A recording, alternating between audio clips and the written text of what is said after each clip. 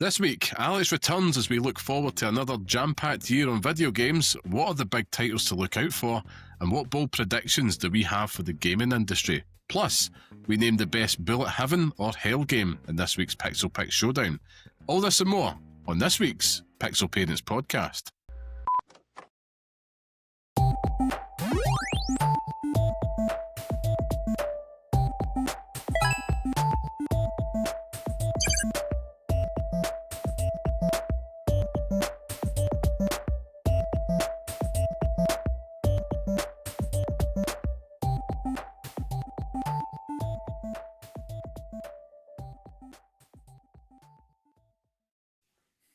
Hello and welcome to the next episode of the Pixel Parents Podcast, the show that discusses all things gaming from the perspective of parents. I'm your host, Liam Kirk-Kelvin, and today I'm joined by the veiled one, Alex. It's always a pleasure to have you on the show there, Alex. How are we doing? Very well, thank you. Nice to be back. It's been a good wee while this time, I think. Yeah, I'm trying to think the last time you were on the show. It must have been just after the summer, potentially. Is it as recent as that? I was thinking, I don't know. But yeah, it's been a wee while. It's nice to be here, to start off the year, make some nice, ridiculous predictions, and absolutely see how they end up. Yeah, the less sensible, the better, really. That's what we're hoping for today. But yeah, it's a new year. How did you get on? Did you have a nice Christmas? How was things with the family? We did. It was lovely. A nice wee break. Fairly quiet. Managed to see quite a few friends I hadn't seen for a while, which was good. It was the first year in a long time that I actually had the whole time off, which was also nice. Not necessarily as nice in the other end when you're trying to get your brain to re-engage, but it was good. How about you? Yeah, great. Same. Had the 2 weeks off and back to it, and just try to remember who I am, what I do. Just try to get out of the holiday haze. But we're getting there. I feel that by the end of this week, it should all be, reality will have sunk in. And yeah, I think I'm trying my best at this side of the year. We do the usual. New year, new me. You try to be good with the eating and the healthy stuff, but really it's the gaming side of resolutions. So we talked about it last week on the show with Scott, but I'm really trying to commit to finishing a little bit more games and working my way through. So I've managed to stick to it so far. A whole week into the year so far, so I'm doing well. But yeah, man, it's been great. But like you said, it's been a while since you've been on the show. So, how's things been going over at the Mimics Field? Because our listeners must know you, of course, from the Mimics Field. We talk about it all the time whenever you're on. But how's things been going over there, man?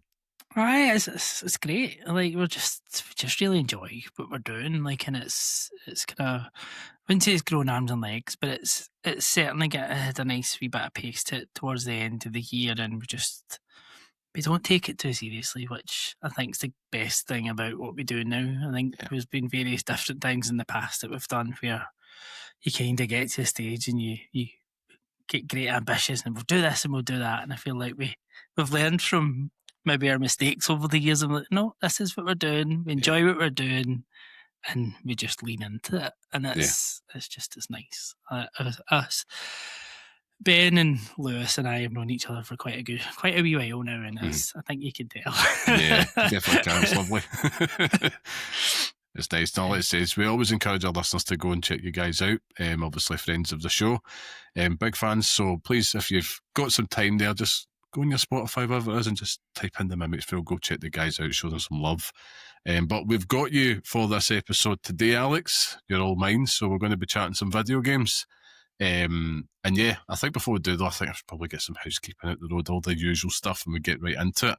Of course, for those listening, this is the Pixel Parents Podcast, the weekly podcast by parents who game. For those who do the same, each week we discuss all things gaming whilst raising little ones. And every Friday you can listen and see Old Dad's Talk Video Games on YouTube, Spotify and Apple Podcasts. So please subscribe to us on YouTube if you're not already there, and you don't miss our mugs. If you want to be part of the show, come say hello, share your thoughts with us at pixelparents.bsky.social on Blue Sky, or write to us at pixelparentspodcast@gmail.com.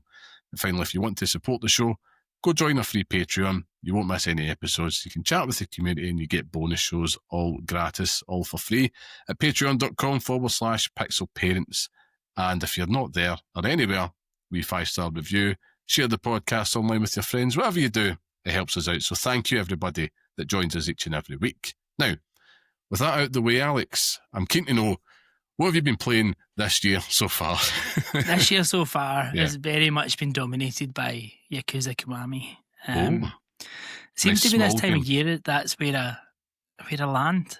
So this kind of period last year, it was Yakuza 0, and then it's taken me that long to get to Kiwami. Wow. But my plan actually is it can't take as long to get through Kiwami and Kiwami 2 because I want to play Kiwami 3 and Dark Tides when that comes out. Yeah, of course. In February, March. I can't remember. February. It's the end of February. Oh, the next couple of months anyway. So I've been getting to know Kiryu a bit more and thoroughly enjoying the ridiculousness of those games. Awesome. Just such good games, and then it's very nice playing it on the Switch too. I've found a lot of love for that console. I know you guys were talking about it quite a bit last week, and I was very much had fallen off the Switch at the same time, and I'm just it was gathering dust, and that's my son's console, and he loves it. But it's just I don't really want to play this anymore, and it moved, and then the Switch 2, it's just a lovely size and screen, and I wish the battery life was a wee bit better, but you've always going to have a wee bit of I'm on somewhere. But yeah, playing Yakuza Kiwami on there and just kicking the shit out of random street thugs and whatever is exactly what you ought to be doing at this time of year. Absolutely, man. You're right though. I like that you started the year off with a very bite-sized game that's easy to get through in a couple of days. You're right. I think what the start of last year, I could distinctly remember you talking about Pirate Yakuza as well. I believe as well. You were playing that was kind of a new one for last year, which came out probably the same time as Kiwami 3 is coming this year. So they like to have that annual release, and then that was a great game. That was such a good game. Yeah, man. You nearly sold me on it. I think it was the size of it that was daunting. So I think I must have asked you, how long is it? And you were honest, pretty beefy game. But yeah, I've always been tempted to go and take a deeper dive into the Yakuza games. And on Switch 2, does sound like it's a perfect pairing because, you could take it with you wherever you go. And exactly. I think you need that for those wee sessions, don't you? Yeah, you absolutely do. It's a very good work call game. Is that maybe? I think of the allegedly. Yeah, it's because you've kind of got they very much break up to you get your kind of story beat moments, which when you're kind of going to come into them, and you've got I just need to do a wee bit of progression side stuff here. I can wander around the city. I can just go and build up a wee bit, get into some wee fights, maybe go and get a wee drink and see what shit's going on here, there, and everywhere, and who I bump into, and you never know who you're going to bump into in Kamurocho. So there's two distinct ways of playing it. You're either playing it to progress, or you're playing it just to play it. I'm trying to think of the right word, but just to play it essentially. And it's fun. And I know you said it's not the smallest of games, but I'm chapter 8. I don't actually know how many chapters are in this one, but I'm on chapter 8 just now, and it's only been 10 hours. So that's not too bad actually. And I think there's usually 14-ish chapters. So maybe the first one's a wee bit shorter. Because I know when I played Like a Dragon, 7 was the first one I played, and to complete that, I'm sure it was 70 odd hours. Yeah. Easy. And yeah, I don't think it's going to be quite that mammoth undertaking. Here's a question for you, right? I don't know if this is just me, right? So I'm going to ask it, right? I don't know if I'm going to reveal something about myself, but before you commit to a game like that you kind of know, right, is it meaty, is it not? I'm sensing it is. Do you go check online how long it takes to beat it before you commit? Aye. You need to know what you're getting in there for. And it's something I quite like now, when you're playing on the Ally. Yeah. And it tells you.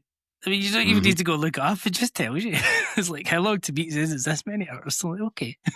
Yes, that is a very good feature on that, actually. Because I should. Nice little segue there.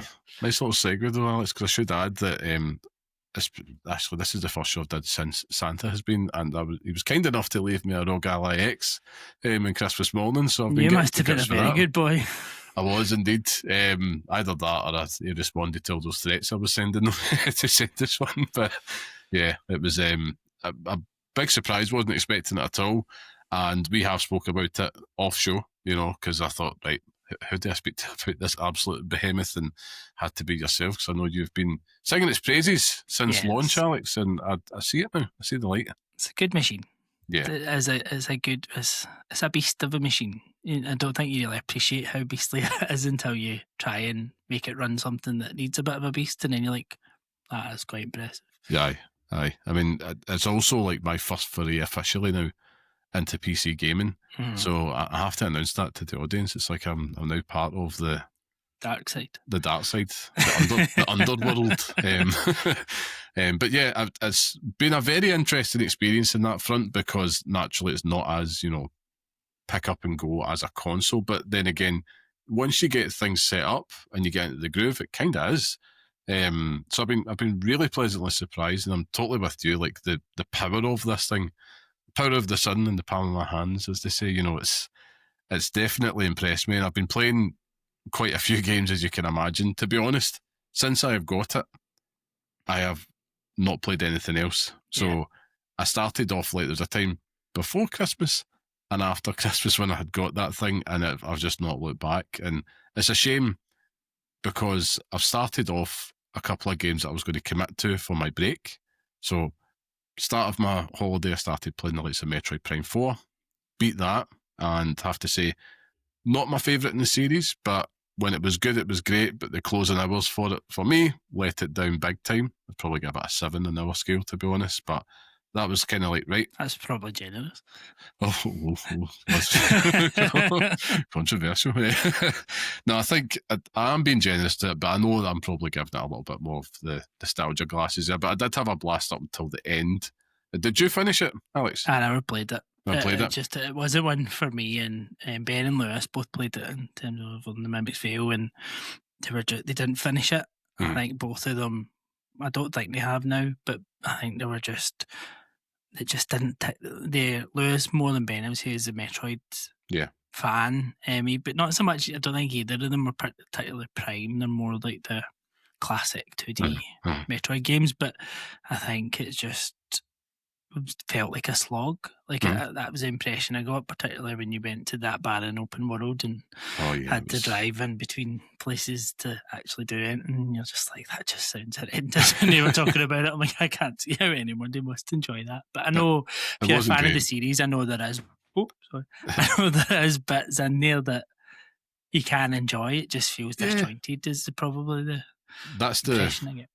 That is probably, that's fair, I would say. There was a lot of Zelda comparisons, which I could also see. I think I spoke about that when I first got hands-on with it. The desert is obviously, it's a bit like Hyrule Field, effectively. But it's just so barren. But in the closing hours, right, the game just takes a twist that it forces an arbitrary grind on you. Just at that point, and we all feel it. So when you get to that 90-95%, and you sense the game, at least running credits, it's coming to a close, and you're like, right, I'm ready to kind of, finish things up and head out. And it just puts this thing in front of you, and you're like, why? I just want to end this now. And something that should have taken me an hour added a few extra hours on top of it, which really did, sour things for me in the end. But that was the last I had really touched the Switch. And I was grateful because my mum, she had got me a copy of Octopath Traveler 0 for Christmas. I was like, oh, thank you very much. I appreciate that, but I've not had a chance to even touch it yet. And it's all because of this bloody Rogue Ally. And I'd also started the other thing, foolishly, Kingdom Come Deliverance 2. That's on that's one that's on my list to get to. And I'm just and I'm very much like, I have it on Xbox. Yeah. I'm like, why are you not playing anyway? Why? Oh man, I know, I'm looking at everything now to like, please say it is, but yeah. But now it's that way, like, I feel very much locked again, and although I talked about the Switch too, I feel very much locked back in the Xbox ecosystem, like between that, and I want everything to play everywhere, and I will now jump back on the Series X, and now it's like, oh, you can now play Xbox Cloud Gaming on your Hisense TV. I'm like, so I can now play that on the TV down the stairs, and I can do it. And I'm like, it just still, I'm like, oh, maybe I'll try it on Cloud Gaming because it doesn't, maybe the lag will probably be all right. And then I'm like, but it's a lot of hours. It is. It's, you know, I have to say, right, I've dabbled in the cloud gaming on the Ally X and skating it, and I was very impressed. And don't get me wrong, I was pretty close to what I call the big router in the house, you know, and not the extender. So I was close to the big router, and it was working great. I played like a bit of Outer Worlds 2 on it, and I also then just downloaded it and played it natively. Finished that on the Ally X. It was one that I had put down and returned to. It was great. Just, I think games like that are perfect on the go, man. Like, and I played that exclusively on the Ally. Yeah, I could totally see why you would, man, because it ran so well on it as well. Did. And I know they've added, like, I don't know what it was like on day one, but I know they've added the updates there, so they kind of do, like, I don't even know how to do it within the Armory crate, but it optimizes just based on, like, kind of what they recommend settings. I can't remember what it's called. But that made a big difference because it took all the tinkering out for me. But again, had a blast, and I've moved straight on from that onto South of Midnight, which I'm about 50%, 60% of the way through. I think it was about 14 chapters, Alex. I did check beforehand, I'm not going to lie, so I'm about chapter 8. So we can do the math from there. But it's not the longest of games. It is a nice length. I really like South of Midnight. And I know you mentioned it last week. Remember, Scott mentioned, well, it's a combat. Yeah. Someone was it the combat? I can't remember. But I'm like, just leave it alone. You might be able to switch combat off, but the rest of it is well above the combat, like the music and the sound design and the boss design with the sound. Oh, it's just it deserved its Games for Impact award at the Game Awards. I've absolutely been loving that side of it, man. Like the whole like Southern Gothic vibe there is there in spades, and you can tell it's just been so lovingly crafted. I think I was talking about it in Blue Sky. It kind of gives me a lot of kind of Kenna, Bridge of Spirits, and Flintlock, Seeds of Dawn vibes. Not that they play the same. It's just how I feel about them. Is that these are kind of really beautifully crafted worlds and stories, and they've put a lot of heart and effort into that. And it's not easy to do, you know, for a first stab at these things. And yeah, I don't know where I'll land on it in the end. The combat I'm kind of in and out of. You know, I've skipped a couple of encounters. I've just had a go at other ones, but I'm really just so taken in by the story that it's telling, and I'm wanting to see the end of it. But yeah, I know I'm going to blast through that, and I'll be on to the next. And I'm already thinking, right, I did have the thought, did I just buy Kingdom Come Deliverance 2 on the Xbox? But obviously the Play Anywhere thing's kind of getting in the way, and it's having that impact because it's like, well, you know, South of Midnight, it was running like 60 frames a second on it. I had a confession, also had purchased Elden Ring again on Steam just so I could play it on the go. So I'm like, okay, I'm in deep here. And, you know, I dabbled, I got a couple of classic games in the winter sale on Steam. Like I picked up the Batman Arkham games because I'll always replay them. I thought it's good to have them. Allegedly, some emulation was happening, Alex. You know, just all these allegations. Talking about. No idea. You know, all these bad people emulating games on the PlayStation 2 in particular. So bad. But apparently it's a lot of fun and it runs like a dream. Particularly the old Tony Hawk type games. They're fantastic, I have to say. But yeah, that's been just a lot of fun. But there has been one thing, and we're talking about Kingdom Come Deliverance 2 again, right? I'm playing that on PlayStation, which presents a bit of a pickle, because I bought it there because I wanted to see it run on the PS5 Pro. And have you started any of the game at all, Alex? No, right. I won't mention anything there, but I mean it's deep, right? It's not messing about. It's delivering on that as we all expect. But I'm like, right, I don't really want to play it in the Portal, and I was just dabbling on YouTube as you do, like some settings and all that stuff. And I stumbled across how to get remote play working on the Ally X through, I can't remember the name. Is it Jackie? I don't think it's Jackie. It's something else. Because that was the one that that was the one I had in the Steam Deck. Yeah. I haven't tried that on the Ally, but it's probably something that maybe it's probably the missing piece, to be fair.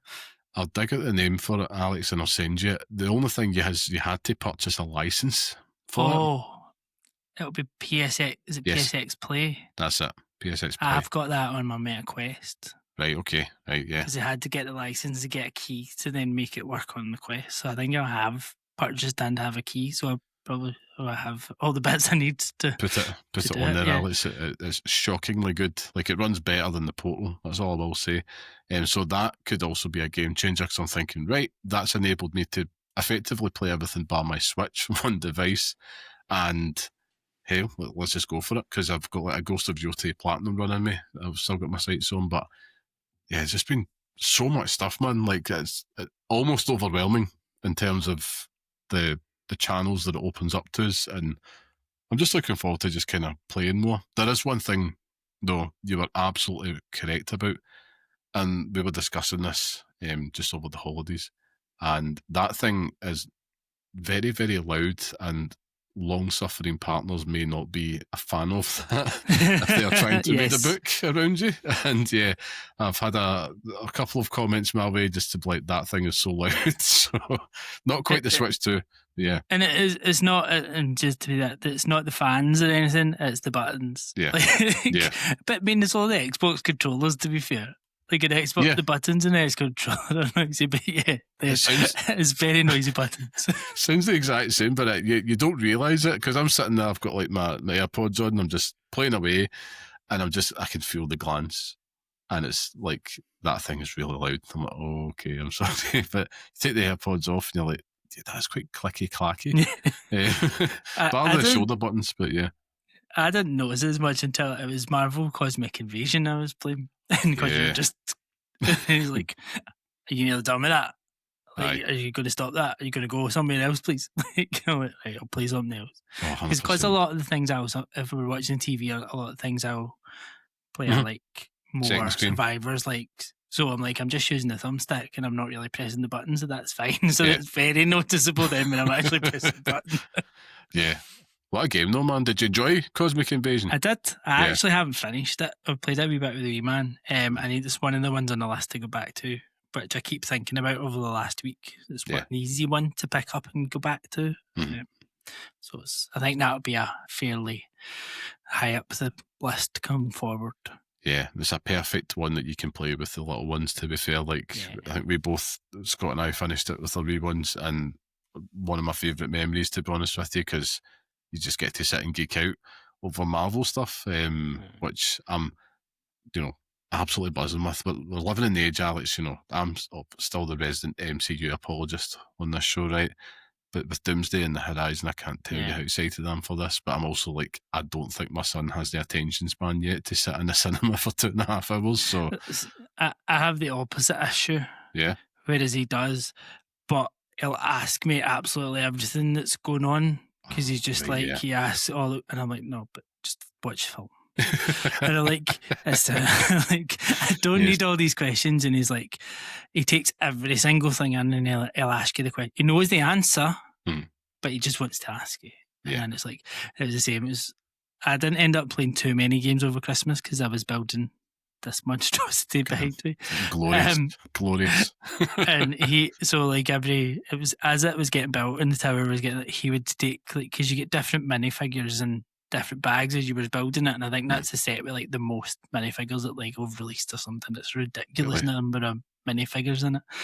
And so he would sit, like when I was done, he was like, can I play with your Avengers Tower now? I'm like, as long as you're careful. And then he would do all these wee stories with all the wee guys, and he was having them all coming all over the place. But now that it's done, he's like, right, so can I play with your Avengers? I'm like, no. I'm like, it's done and it's in place. It's like, you don't get to play with it. And he's like, what do you mean? I don't get to play with it anymore. I'm like, no, Lego is for looking at, it's not for playing with. Yes. It's so difficult to understand for the man. I've like got my shelf next to me here with loads of like amiibos and odds and ends on it. I've got like a still in the packaging, like a Star Wars figure of Nien Nunb from like, it's an old Kenner version of it. And that's what it was the Music Man, Sean Murray, who gave us that as a birthday present, my 30th, a long time ago. And it's like pure treasure, but he's always trying to take it out of the packaging. Like, no, you don't understand. Like, you must leave it alone. Same with like a Yoshi Woolly World amiibo that's still in the packet up there. And he got the kids had got like a Zelda Link, like the 32-bit amiibo. So I've just kept that in the packaging, and he's just it's tearing them up, man. He just wants to rip So it's into like, it. what do you mean it's in the packaging? That's not how you play with things. I know. So it's not for playing; it's for looking. You'll understand when you're old.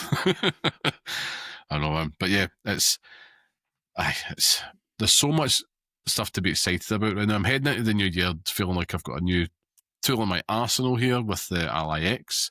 Yeah. You're calling me a believer. We might get onto some stuff on the predictions later as well for the year.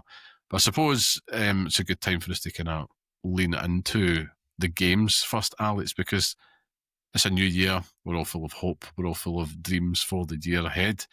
There's a lot of has the potential to be like an all timer this year. It does. It does. If things land.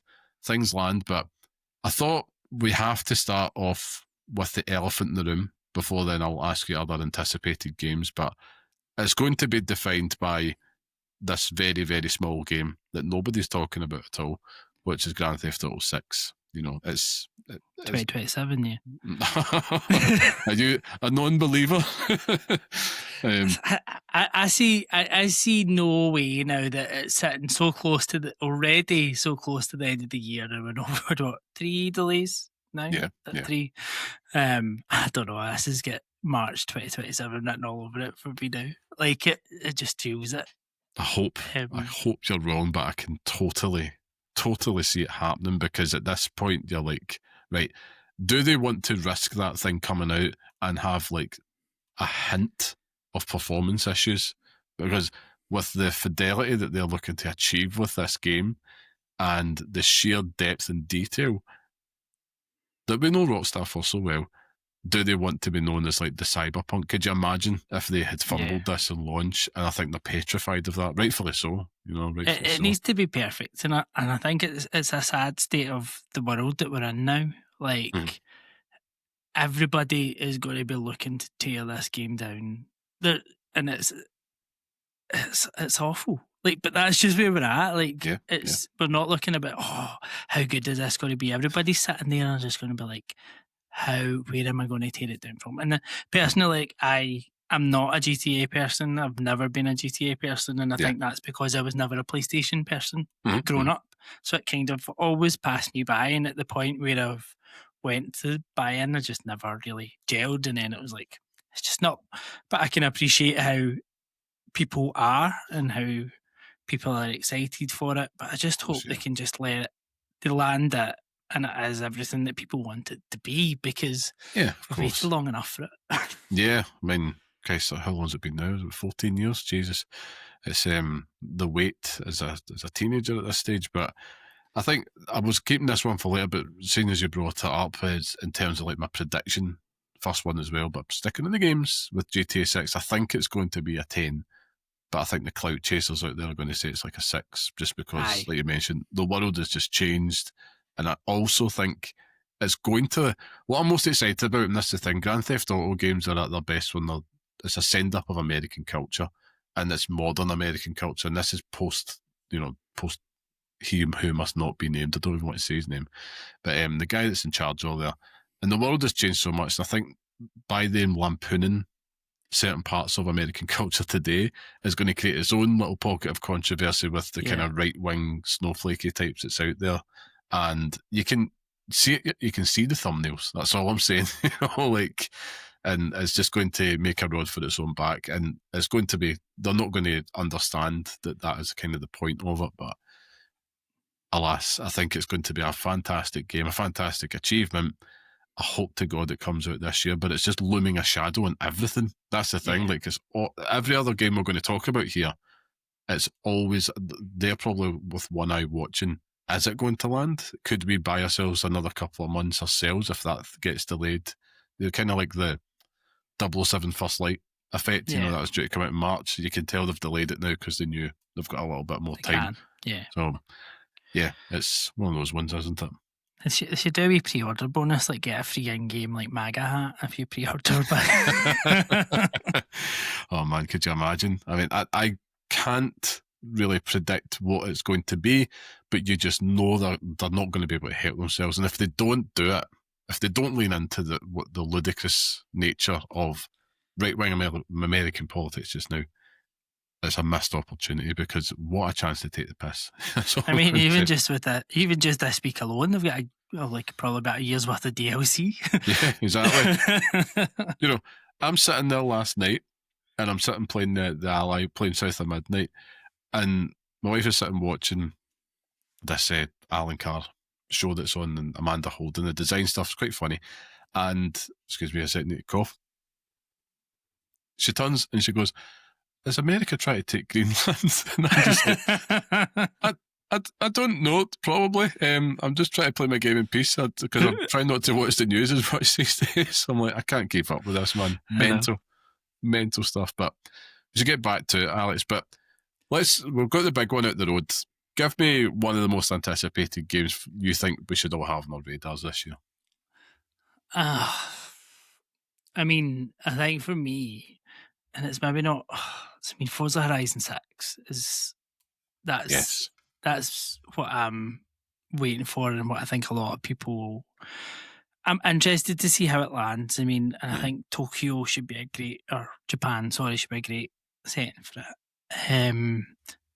And it's just, I hope it delivers, because obviously Playground Games have changed quite a lot since Horizon 5, with some of the directors and stuff moving on to set up their own studios.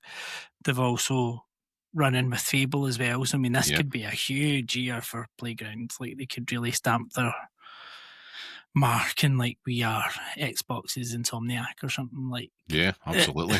Absolutely. But I don't know. It's just, I hope it delivers, because I loved 5. Like, I just love Horizon. Like, that's just my series. Like, I love it. But I think this is the game that intrigued to see how they can elevate it, because I don't see what else they can do from where 5 landed. Yeah, I know what you mean. Like, I actually think that Forza Horizon 6 is probably the slam dunk this year in terms of the Game of the Year conversation. I think it's probably the only mega reliable bet that Xbox has in their stable. And I know that obviously Horizon 5 had came to PlayStation last year, but I wonder what that means in terms of this kind of multi-platform approach, if they're going to just solely just make it Xbox and PC at launch. If they make it everywhere, it could really cause a splash, because Horizon 5 was tremendous. 6 looks every part to be like a dream setting for fans as well. And yeah, I'm with you. Like, Playground have a big opportunity here to really step out and be like, we're not just one of the best studios that we've got here at Xbox, we're one of the best in the world in terms of the Fable part of the conundrum, because this has to be a really big year for Xbox. It's an anniversary year for them. We always talk for, everybody's talked for years about the dominoes. You think about all of their Infinity Stones that they've got right now with their Forza, their Fable, they have Halo, they've got Gears of War, all these things that are coming out this year. A total celebration of Xbox. But Forza Horizon 6, I think this is absolutely, without a shadow of a doubt, slam dunk. I think it's going to be like a 10 out of 10 game, to be honest with you. And one that you're going to hammer on the ROG, Alex. That's all you're going to do. Oh, you're just going to sit and play that all the time. And it's just that way. I'm a bit like, when does it come?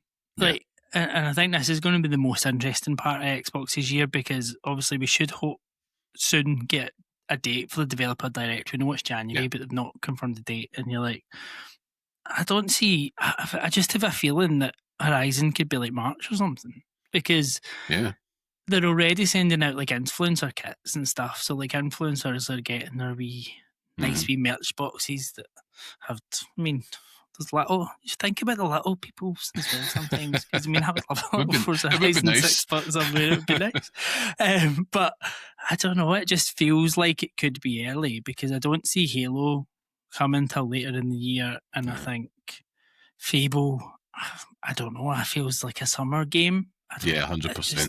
June, July all over it for me for that. So it's, but it definitely, if it doesn't land at that 10 out of 10 game, they've done something wrong.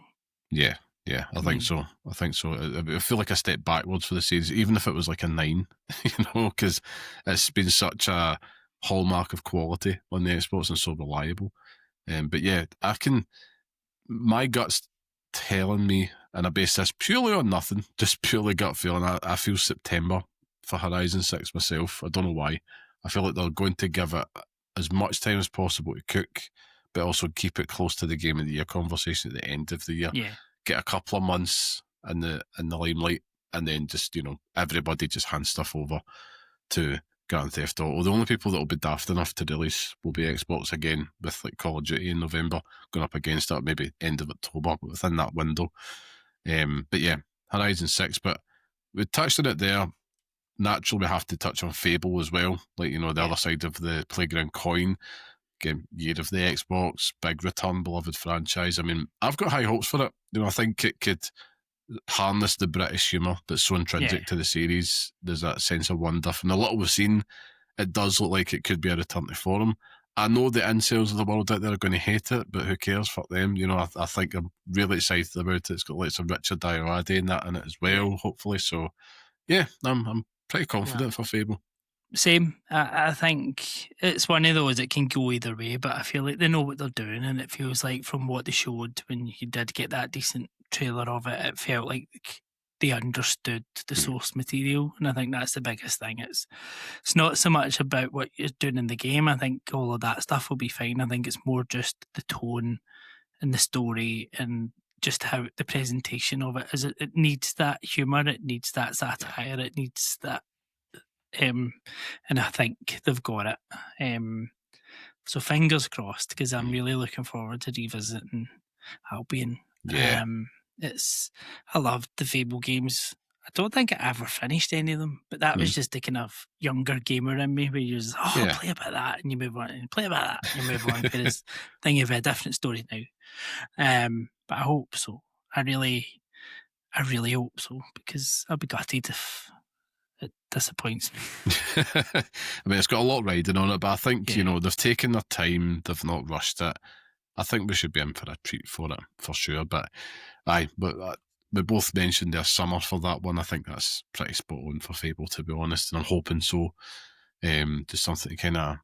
I'm a big fan of summer games, Alex. I know a lot of people like to be out in the sunshine and stuff, but I love nothing more than just sitting here melting in a heat wave and trying to play some games and, not go outside. So, yeah, all the more reason to do so. But what's another game you've got on your list that I think we should all have on our radars?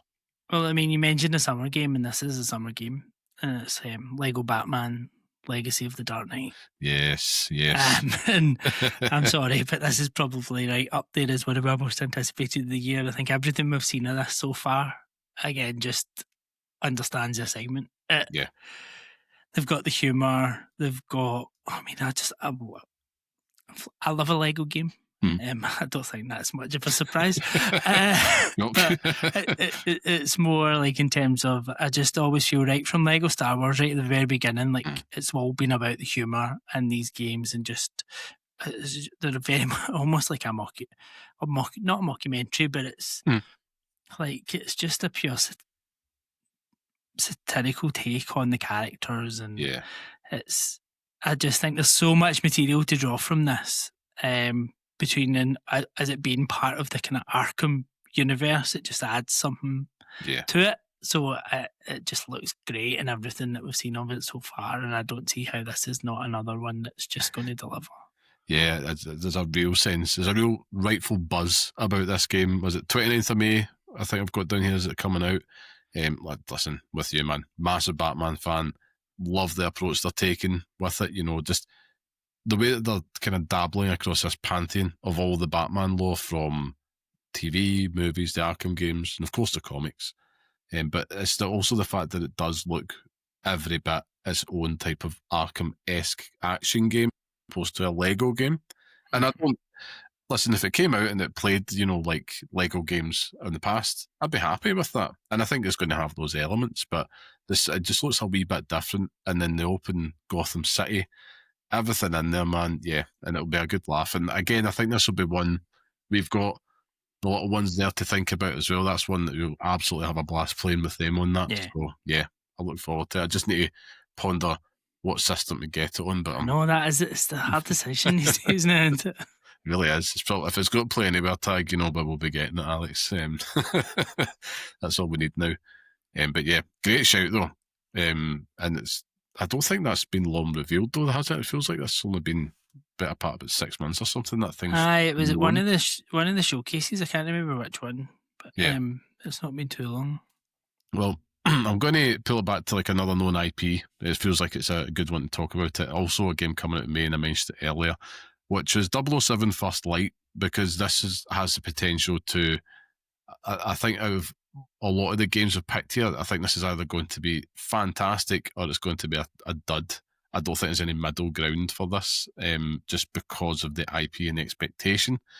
But I'm optimistic that I think they've got what it takes to kind of strike a good formula and bring Bond into the modern era just enough without, sacrificing core elements about the character. I think they had recently talked about how, they wouldn't be able to get away with making an old school Sean Connery type Bond because it's just not as palatable these days, which I agree with. And it'd also be really cringe. But I'm pleasantly surprised at what I've seen so far. I think it does need some polish. But where are you at on First Light? I'm with you. Like, I think I'm pleasantly surprised at what they've shown. I think I expected it to be more Hitman than what it seems to be, which is a good thing that it's not. I'm not the biggest Hitman person. I appreciate the game for what it is, and I've played it in various guises, whether it's been VR and stuff, but it's too much of a sandbox for me. I want it more. I like the set pieces and stuff a bit more, and a bit more of the kind of feel that it's all. I like the scriptedness of it sometimes, and all that. So I feel like it does have that. Like, the racing looks decent. I think where my concern comes in is like, I know what they're doing in that Hitman sandbox, and you're just a bit like, how good is that car going to feel, and how is that, and all the other wee bits that they don't really have that much experience in. It just gives you that wee niggle. But yeah, positive in terms of what they've seen. I think it looks like, I hope it's not too long. I think that's my concern. I'd quite like this. It feels like a Bond game like that should be a kind of indie. I want it to be like a Bond version of how Indiana Jones and the Great Circle was, because I think they got that kind of right in terms of a movie, a game that felt like a movie, and I want First Light to feel like a Bond movie as a game, like in the same way.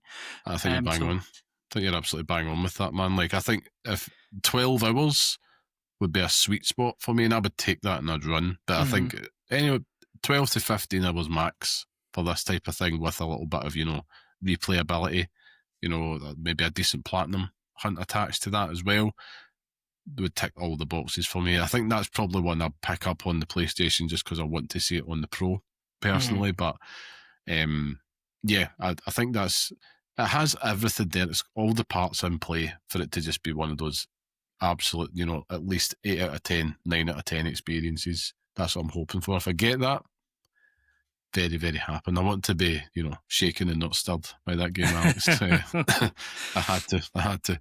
Yeah. I suppose there's got loads of other games here to talk about. Like, I did a wee bit of homework before I came on today, just to kind of make sure I'm not missing anything. Is there any other ones that's kind of come on the top of your head just now, though, Alex? It's your turn. I mean, one of the ones for me, and it's not one of the big names, but it was one of the ones I really looked forward to last year and it didn't get there, and it's Mixtape. Yes, I've got that on my list. Yeah, that's a big one. Because Mixtape for me is ticking so many boxes. Like, I loved The Artful Escape. Like, it was just as that small experience. I thought it was great for their first game. And I think everything that they've showed of this just is such a vibe. It takes you back to, like, your youth.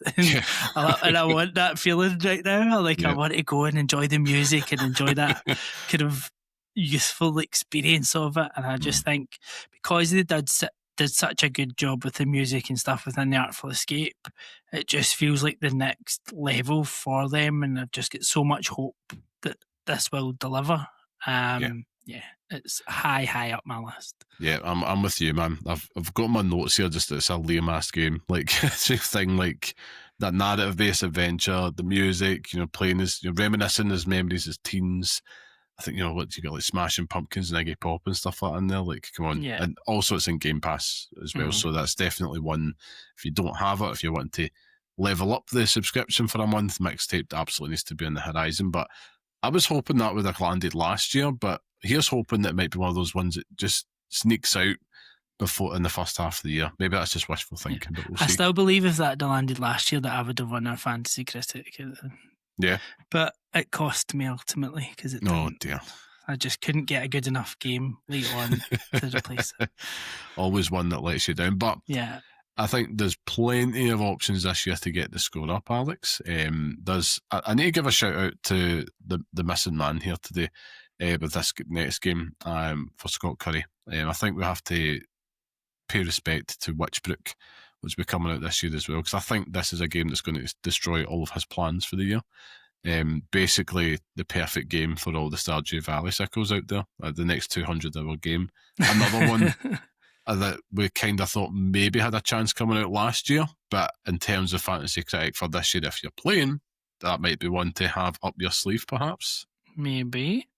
I'll certainly take note. Staying coy.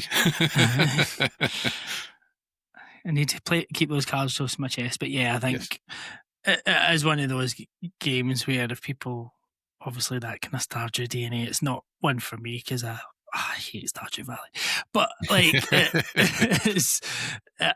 I get the appeal of this kind of game. I don't have it's not in my nature to enjoy most of those kind of games. I just get like, why am I doing this again? No, I can't. I've tried to play Stardew Valley so many times. I'm like, I can't get past like the first day. I'm like, this is dire.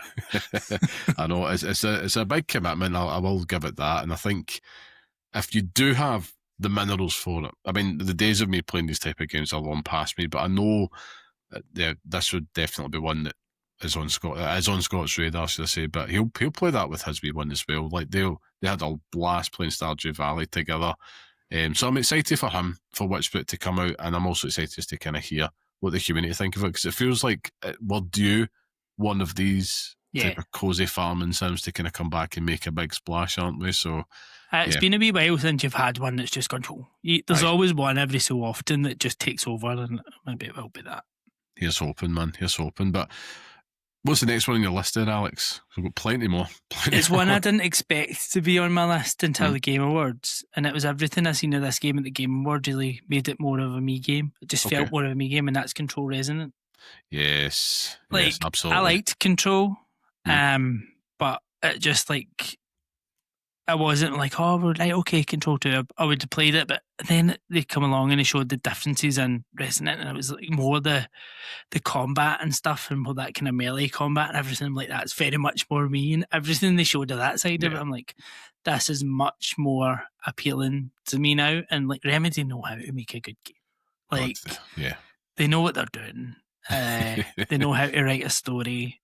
They know how to present it. They know how to be just a wee bit weird, and it all works. I'm with you, man. I've got that on the list here. Like, if Control Resonant, I think we all have to collectively just hope and pray that they stick the landing this year, because it kind of feels like if they do, we're kind of collecting those Infinity Stones for what could be the greatest year in gaming for a long time. But it looked polished at the reveal last month, so I think it's got every part that could just pull in a new audience, because it doesn't look as dark. It will be dark, but it doesn't look like, because you're no longer set within the oldest house, you're actually breaking out, and the melee-based combat could find a totally new audience, Devil May Cry-esque, I suppose. But I don't even know if it's going to maybe go down that hack and slash, if it's going to go down a Souls-type formula. I'm not sure, but we know it's going to be even when I was weird. looking at some of the combat, it gave me that kind of Yakuza vibe, like some of the old school Yakuza. Like, and if they would really lean into it and go a bit ridiculous, which I can see Remedy doing. Like, I could see them wanting it to be a bit over the top and a bit gruesome. Like, so I hope. Yeah. That's a big one, man. That's a big one, yeah. And speaking of big ones, I've got this next one here. Now, this isn't one that I would say is top of my list, but it's one I think that I need to just keep an eye on, because it's huge, and I think it's every game, everywhere all at once, and it's Crimson Desert, which is coming on March 19th, which seems like they've just taken everything from every game possible and just mashed it into one. Fantasy, we've got it. Dragons, sci-fi, steampunk elements, we've got it. Pepper in hints of Assassin's Creed or Souls or Zelda is there, and I think regardless, wherever you are on it, I think it's developed enough of an intrigue about it, and it's likely a game I don't think anybody will finish. Like, you have to know life it. But yeah, it's on the list. And I mean, as you said, intrigue there, that was exactly what I was going to say. Like, there is an intrigue about it. It's like, what's it actually going to be? Yeah. Because you've seen so much, you've heard about it for so long, and you're like, you're not really going to know what it is until you play it. And then it's could go, I just really hope it's not one of these that you play it and you're like, oh, that's what it is. It's more like, oh, fuck, this is amazing. Like, it's, we'll see. It's definitely got potential. I'm hoping it's not the same reaction I had to when I tried out Lords of the Fallen, like the second bite of the cherry they had more recently. And, they're trying to do the whole, like, Soulsborne type stuff. And I play it, and it just doesn't. It's like, okay, I get it, but it's just not it. And you put it down and I moved on. And I'm just hoping that's not it with this. But yeah, intrigue is the word with it. We'll see. Might be a car crash, it might not be, but we'll see what happens anyway. But what's next on the list here, Alex, we should be keeping a note of for 2026? I mean, for me, we've got, and I always forget the name of it, and I should, Vampire Crawlers. Yes. And this was one that it was announced fairly recently, and I love Vampire Survivors. But it's just like, well, let's see what you do with a deck builder. Like, again, if anyone's going to make something just go a bit ridiculous and has the potential to just skyrocket, I think it is Ponko with something like this. So yeah, very much looking. Again, there's a bit of intrigue here because deck builders is not necessarily my genre, but I trust the Vampire Survivors very much is, and so I've got to try it. Yeah. And I think they know it. And I think because it's so similar in terms of it's taking the lore and the world of Vampire Survivors and then just pivoting into a different genre. So it's all the same, all things you're already familiar with. Yeah. So just seeing how all that works, and we'll seeing if it does work, I think, ultimately. Yeah, absolutely. I'm with you. It's on the list here as well. Like, it looks like it just has to be a must play. Like a game where you would see it and you'd immediately go, yes, please. That's basically it. Just, it's a done deal. We're going to play it. We're going to enjoy it. And I'm just hoping that they can stick the landing. But I'm pretty confident they will. They've got, they know what they're doing. I think they've got such a good sense of humour about themselves as well that kind of endears you to them immediately. So they've kind of got that there going for them. So yeah. And again, it's on Game Pass and it's going to be like £4. So you're going to buy it in like every place all over, like, and play it on your your toaster or something like that. Quite the thing. There's another games here. In fact, there's a few. I'm trying to think, what ones will I pick next? I'm just trying to, so we're starting to get into the weeds, but I'm going to go for this one here. One that I thought would have came out last year, but it's one I'm very, very excited to play, and that's Mina the Hollower. Of course, Yacht Club Games are doing that one, and even though Hollow Knight didn't really click for me, I'm just drawn into this just with the Game Boy style visuals in there, and it's clearly a big nod to classic Zelda style games.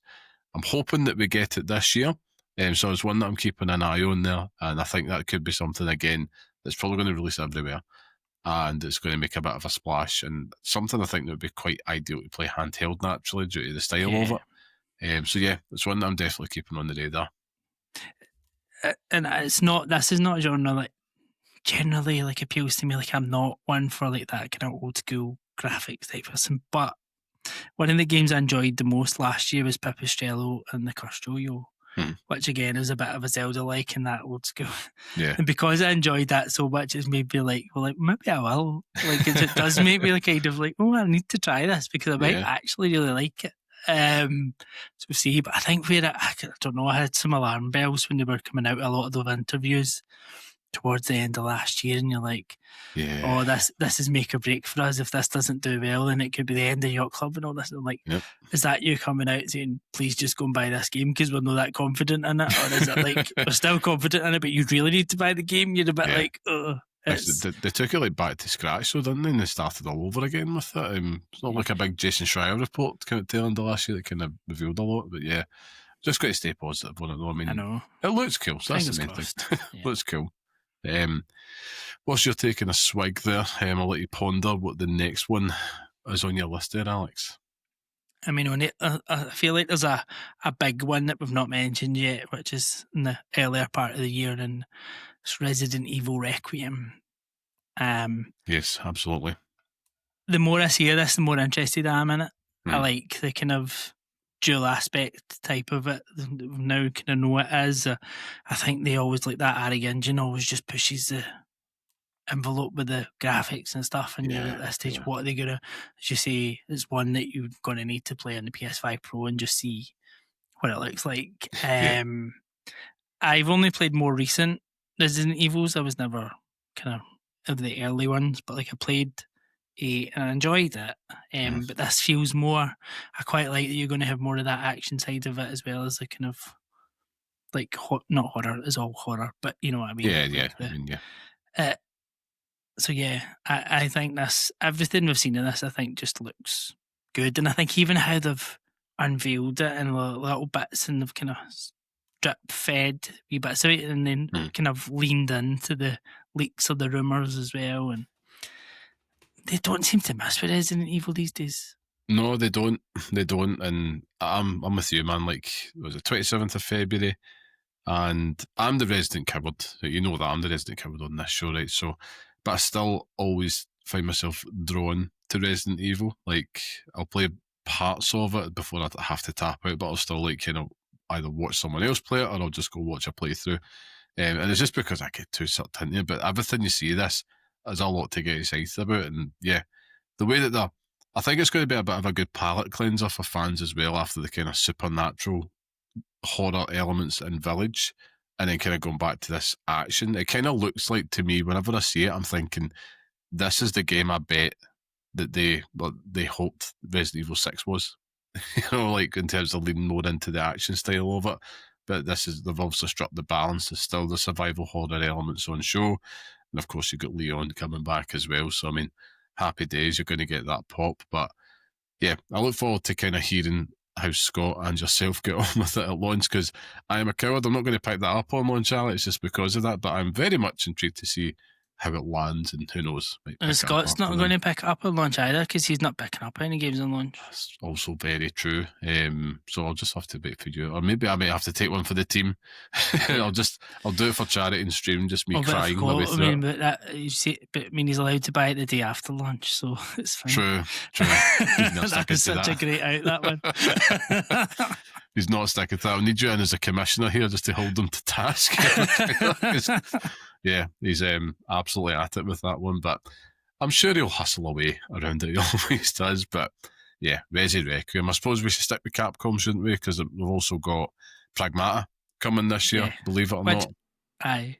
We're finally getting it, and it's not a game I ever thought I was going to be quite excited for. And the more I see it, the more like, I could just look at this. It does look pretty cool. Just a bit out there. Aye. A bit like, I guess, what Kinatsugami was, because that was a bit different and it was a very good game. So I feel like I quite like that Capcom like to take a swing now. Yeah. Like they're a bit like they're not just sticking to being safe. Like, no, we'll go and make things that are a wee bit different and we'll put, and it's maybe the one that, and I quite liked when they done that with Kinatsugami, they put it on Game Pass and stuff. And I don't know whether they might do the same with Pragmata, not being like the tent pole, but we'll say, well, this is one that's maybe a wee bit of, not lower tier, that's unfair, but it's not their flagship release for the year. Bigger swing. Like, we'll go out there and try and get a bit of an audience with it. And because it's a bigger swing for them, isn't it? I mean, it's coming out just pretty much 2 months after Resi as well. It's quite tight.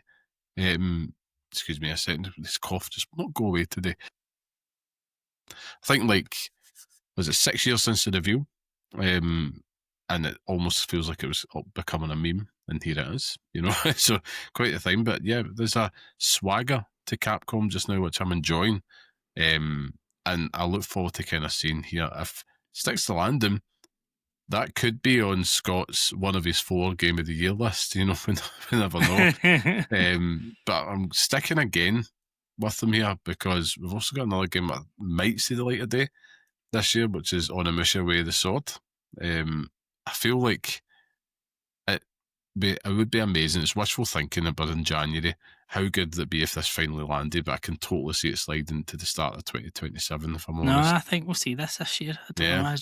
I don't see Capcom. I think are in such a good they're just in such a good place for everything they're doing, and I in hope terms so. of other than Pragmata, to be fair.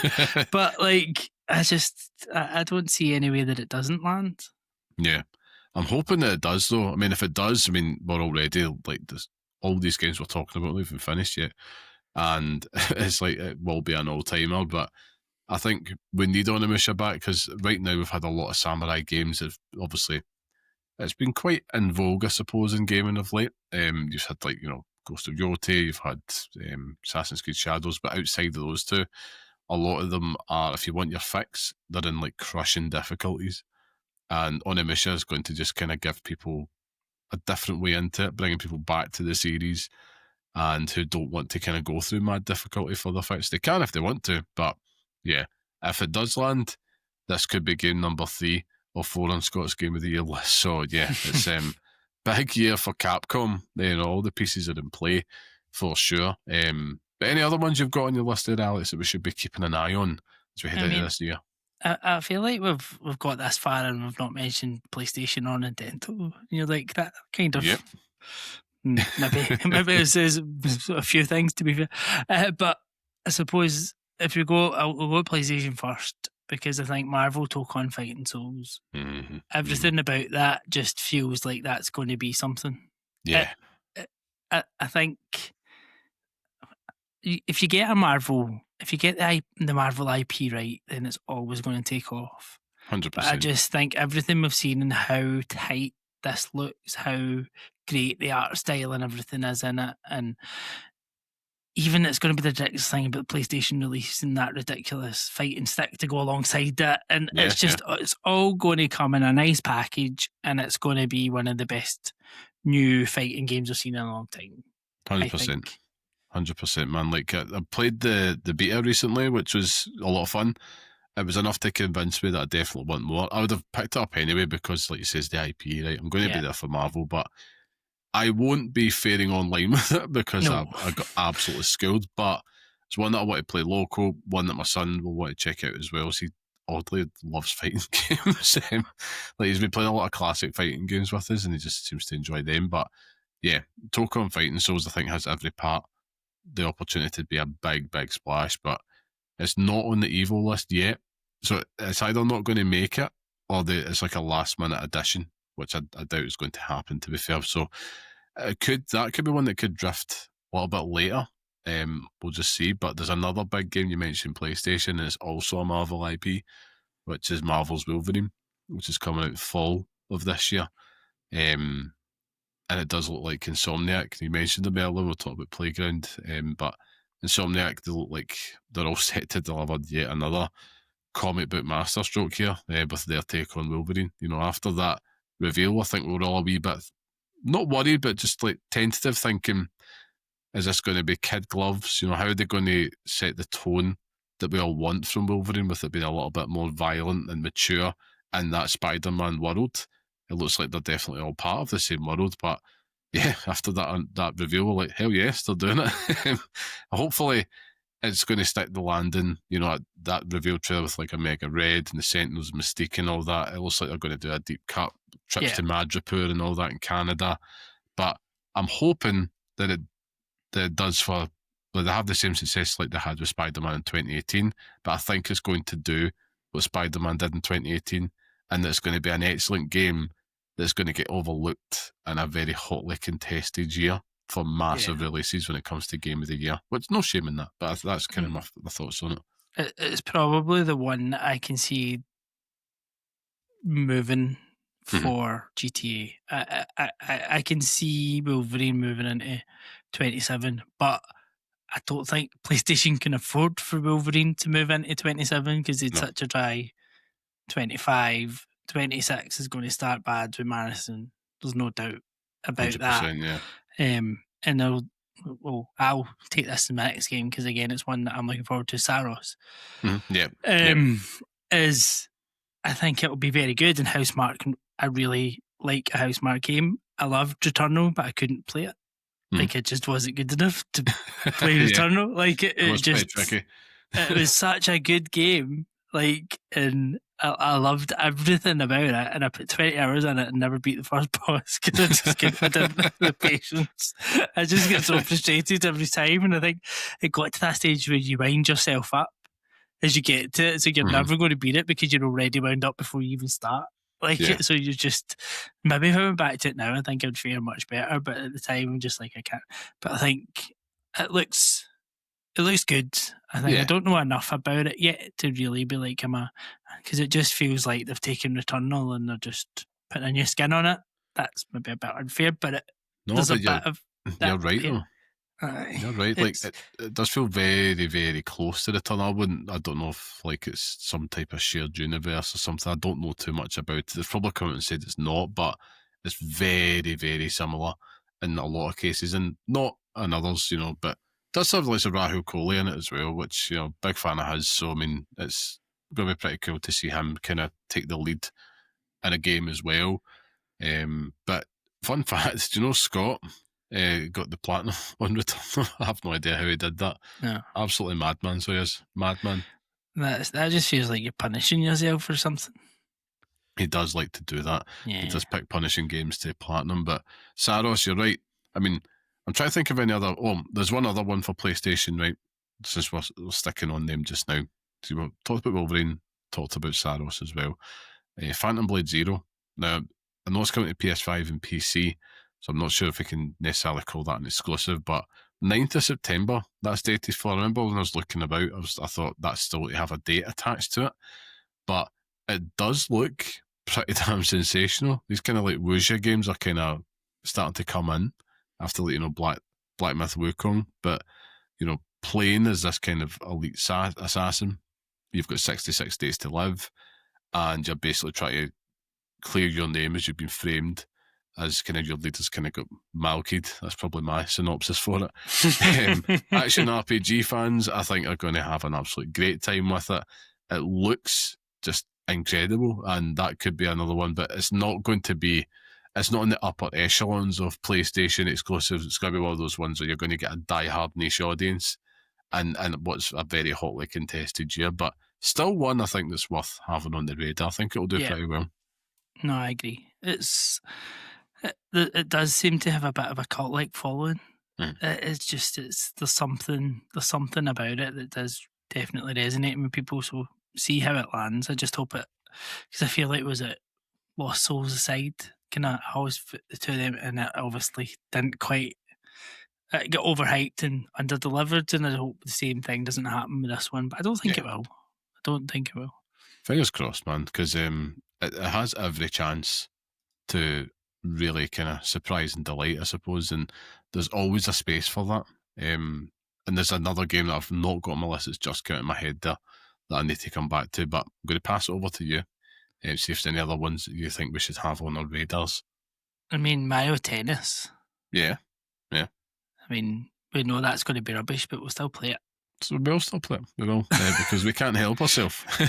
And I mean, mainly that's because about the only thing that we can say about Nintendo at this point in time. They're probably the most unknown in quantity at this point. We know we're getting that. We know we're getting Mario Wonder Switch 2 edition with that ridiculous thing that seemed to be attached to it, which I just didn't understand. We're obviously just about to get Animal Crossing Switch 2 edition and a whole new update to that. You can see people going right back into Animal Crossing. We're going to see islands all over the place for months, aren't we? Absolutely.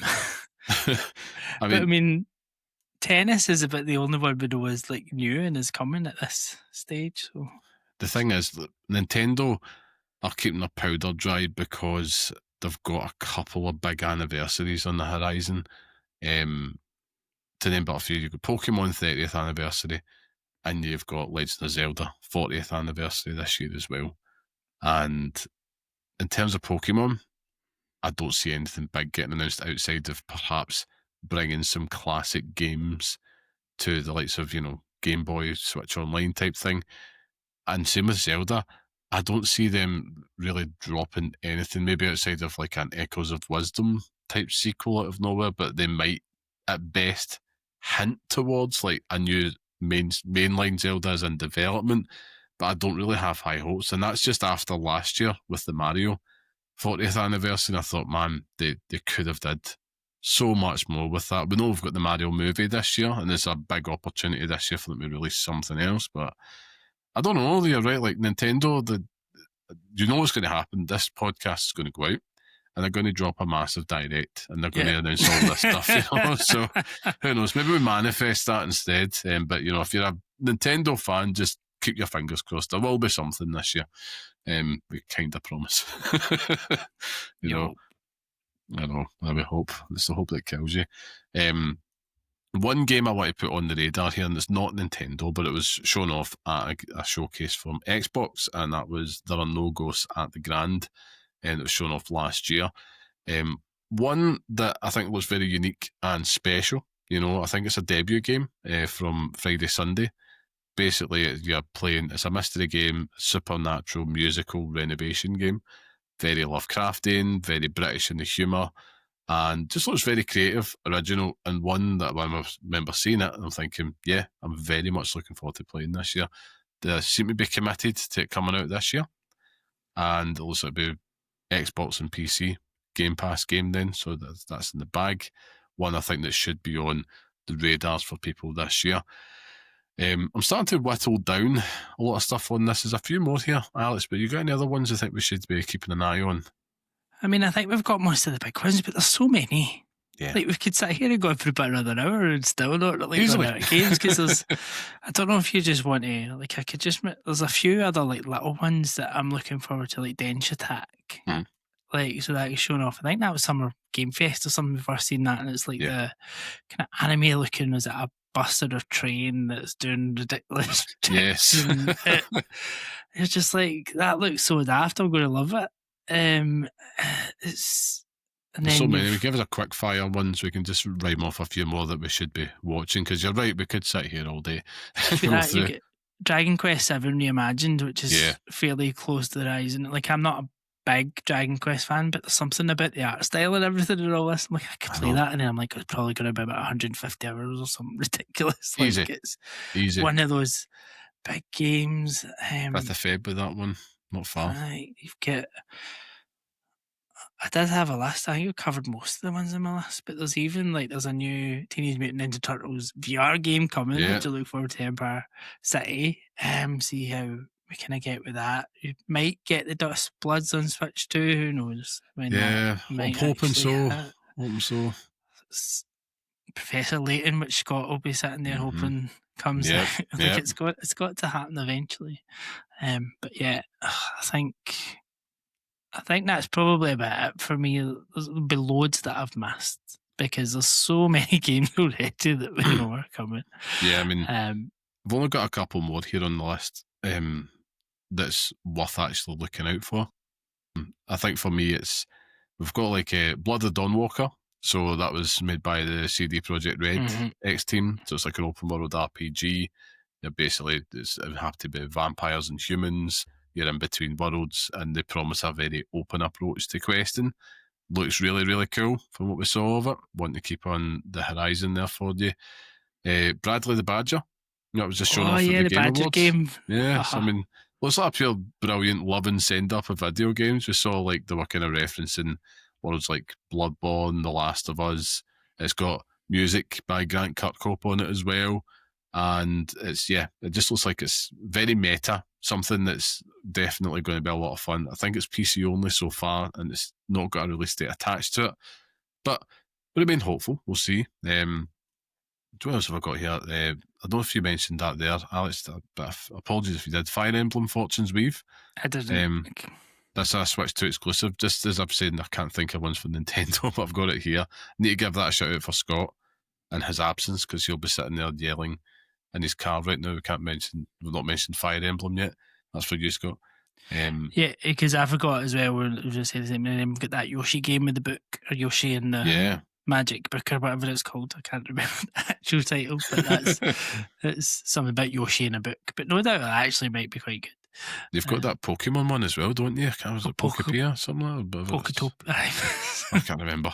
It's basically No idea. like Pokemon Crossing. Aye, Essentially. basically, aye. Trying to remember, I know a couple of ones I've got Reanimal, here. actually, I forgot about. That's Reanimal. the Tarsier Studios of Mhm. Little Nightmares 1 and 2. Not disappointing Little Nightmares 3. So this looks pretty good. We've also, and then I didn't mention it in this, but I did mention it earlier, Yakuza Kiwami 3 and Dark Tides. Yeah. Which I'm really looking forward to. Absolutely. I think the last one here I've got on my list, it's probably worth lingering on. In fact, there's a couple here. Right, actually, I'm going through it, I'm like, oh, yeah, there's another.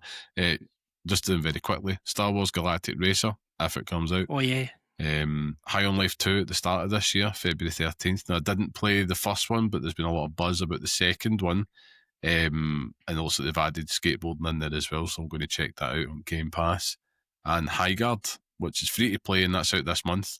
And that was the bit of the damp squib final announcement at the Game Awards. But if it's made by former Respawn devs, I think it's Wildlight that's doing it, deserves a bit of a shot if it's free to play. You know, maybe live service games just needed a little bit more of high fantasy within there. Who knows? But it's worth a check out at least, isn't it? That's at the end of this month. So it's maybe worth this keeping on your radar just to see. You never know with these things now, do you? Particularly if it is free to play games. So it could catch fire, could be your next favourite game, or it could just be something you move on from. It all depends on the battle pass at the end of the day. You know? Well, yeah, that's it. I mean, I know it wasn't free to play, but something's going to be the next Dark Raiders. Yeah, has to be that. Yeah. But yeah, I think that kind of wraps up the games, Alex. It's been great. I'm very excited for this year, but it wouldn't be a 2026 forward-looking show without some meaty predictions there. I think this is a time for us to get crazy, go daft, but also some sensible ones in there. But what's your big predictions for video gaming this year, if you got any? Oh, Xbox don't shut a studio. That is that's a lofty one. That's a lofty one. I hope you're right. That's a crazy one to start off with. I think they're addicted to shutting studios. I know it is. I was going to say Xbox don't shut or the other more likely one is Xbox shoot themselves in the foot. But I've just got a feeling that this is just going to be the year where we're just going to talk about Xbox all again for all the wrong reasons. Yep. And I really hope I'm wrong. I really hope I'm wrong. It's a very interesting approach to PR that they have over there. Give them that, you know. But yeah, I hope we don't get to, end of this month even, and you start to see the Jason Schreier reports going out, and it's like they've just sacked another massive team of thousands. Shame on them as they're on this crusade with making everything AI. But I think that leads into my first one here, Alex. And maybe it's wishful thinking, I just have this funny feeling that the AI bubble bursts this year and we heal as a society. And I think maybe investment can start to go outside of things, outside of this kind of, Ponzi scheme AI investment we've got just now. But I know that's wishful thinking. Maybe it comes to gaming after. How's about that? But it seems to be the more investment that goes into AI, the more closures and people losing jobs and talented folk that were just getting killed for no reason. So I'm hoping that maybe busts. But yeah, that's a mad one for me. I don't really see it happening, but I hope that it does. But I suppose I'll give you a twofer, right? Give you a twofer here, right? So a more sensible one that I'm pretty confident in, because I've been saying it for a while, but I think the Switch 2 is going to get a price increase before April. And probably America, but I wouldn't surprise me if it's worldwide at this point, because they don't want to be appearing, the optics of it's bad if they just target America. And, it is crap for our American friends, but it's just because of who they've got in charge and decisions made. But I think off the back of that, it's going to be a domino effect, and then Sony are finally going to blink and announce a rise for exclusive titles to 80 quid. I think that's coming this year. That's my prediction. I hope that's not true. That's fine. We don't release any, so... Yeah, exactly. Make it 200. We don't care, Sony. You don't scare us. Oh, man. Hope I'm wrong, but hope I'm wrong. It's... this isn't really a prediction, but I think the Steam machine is going to be huge. Yeah. Like I just feel like for all Xbox and Nintendo and PlayStation have been playing a wee game with each other, I feel like Steam have just kind of they've just been creeping up the outside. Mm-hmm. And they've just been like, we've got the platform, we've got the Steam Deck. And I know the Steam Deck, if you actually look at numbers and everything, it's not big at all. But I feel like suddenly people are going to look at this little like retro GameCube and they're going to be like, oh, look, I can get this nice wee bit for the front of it and it can sit beside my TV. And it's a wee bit expensive, but look how much an Xbox is now. And look how much a PlayStation is now. I'm like, and I can get all these games much cheaper on Steam. And like, it's not like a computer anymore. I can just click on it and I've got a controller. And like, I feel like they've bided their time for long enough that the Steam machine is going to come at the right time. Mm-hmm. I mean, I think it's an interesting one.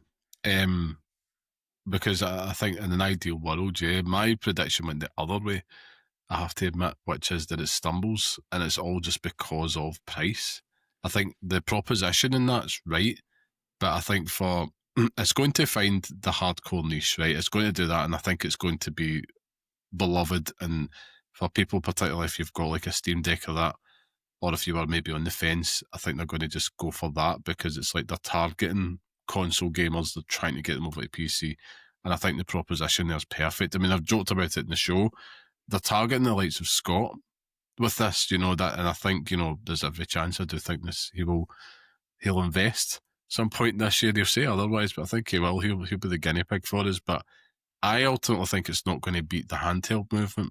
I think their biggest competitor is themselves, as opposed to anyone else. And because of the high price, I think it's going to make it stumble out the gate and it's not going to be able to claw it back. And that's not a commentary on the quality of the product or what it's aiming to do. It could just be the right product at the wrong time in terms of this, where we are economically in the world. And that's my fear for it. I think it's about time that there's a disruptor in the market though, and I think it would be quite good, healthy competition for the likes of Sony and Xbox as well. Well, let's face it, mainly Sony. Xbox aren't really competing with anybody here, but it'd be good, healthy competition for them. But it's one I think, it's going to be a big thing this year, isn't it? And, whether or not it launches with Half-Life 3, regardless, I think it's, if I was a betting man, I think it's definitely going to be over 500, but it cannot touch anything that starts with a 7. Like, that would just be insane. But it's definitely, I think maybe 499 or something would be a sweet spot for that. But even at that, all it's going to take is a Digital Foundry video, and people are going to be like, well, if it's not as powerful as a PS5 or something, I might as well just get that. And it's just all these things together, that snowballing effect. I don't know. I just have a funny feeling about that. I'm not worried, but slightly concerned for its chances. But we'll see. We'll come back at the start of next year, Alex, and see who was right and who was wrong. Probably me, let's face it, because who knows? I mean, I think a lot of it comes down to your first prediction, to be honest, because if the AI bubble does completely burst and then actually RAM becomes a reasonable price again because it's not just getting gobbled up by all these AI farms, then it makes the whole of the industry a better place. Yeah. But yeah, we'll see. We'll definitely see. I think on that, in terms of the industry, right, I think this is a big swing. Because let's have some fun, right? But I think Sony are going to announce their new handheld this year, and it's not going to be this PS6 hybrid. I have a funny feeling they're going to try and stake a claim in the market after the surprise success of the Portal internally, but also because of the way things have been moving. I think, you know what?